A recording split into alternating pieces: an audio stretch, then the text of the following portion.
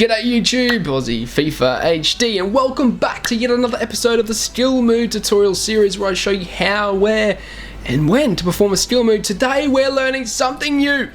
It's the Dink Touch. What a touch slash skill move this is. So without further ado, let's get into the intro, and then I'm going to teach you guys how, where, and when to perform this new touch slash skill move in FIFA 22. Griezmann, 3 men around him, and somehow finds some space. Ronaldo, fantastic, opening the drive back. He's made himself the tiniest bit of space. Almost feels like a bit of a taunt. Didn't really go for him. Oh! The display there is absolutely ridiculous. The Elastico on the goal line. On the goal line, the finest. We of talked about margins. Aussie FIFA. He's not here to make up the numbers.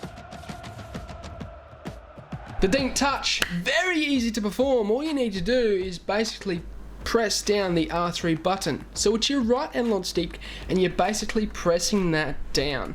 The player will do a little bit of a dink as a touch over the defender's foot, which allows you to burst off into the distance and beat that defender. It's super useful as well, I find, when you're receiving the ball first time. But I'm going to leave that for the next segments of when and where you use this skill move slash touch technique. The Dink Touch, best used pretty much anywhere on the pitch, lads. This is a versatile way of taking a touch and a skill move.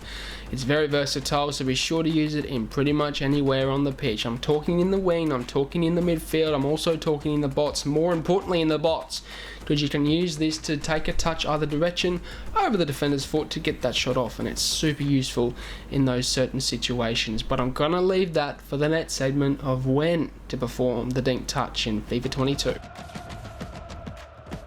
The Dink Touch, best used, lads, in times basically where the defender is approaching you and you want to sort of dink it over their foot as they're making that tackle, or sort of burst off either side to where they are obviously defending you from. So if they're on the right, you can use the Dink Touch to dink it over to the left to then burst away from them, okay? And it's super useful when you've got pacey attackers, because you can dink it to either side and then hold down the sprint button to burst off into the space in behind, into the distance, okay? What I find though is inside the bots, as your striker is showing himself for the ball and you play him that pass, use the Dink Touch R3 to take it either side to where that striker is. My God, it's so overpowered this year, especially the first time, because you're able to take it either side and have a shot, okay? And it's in the air, so the player's going to end up doing a volley, which I find is very overpowered this year. So in terms of Dink Touch, the best time is when you want to take it away from the defender, okay? And that might be when you are facing towards the ball and the defender's behind you. You can go over either side of them, take it either side to have a shot. Another good time is when you're on the wing, you're receiving the ball and you want to take it down the line, okay?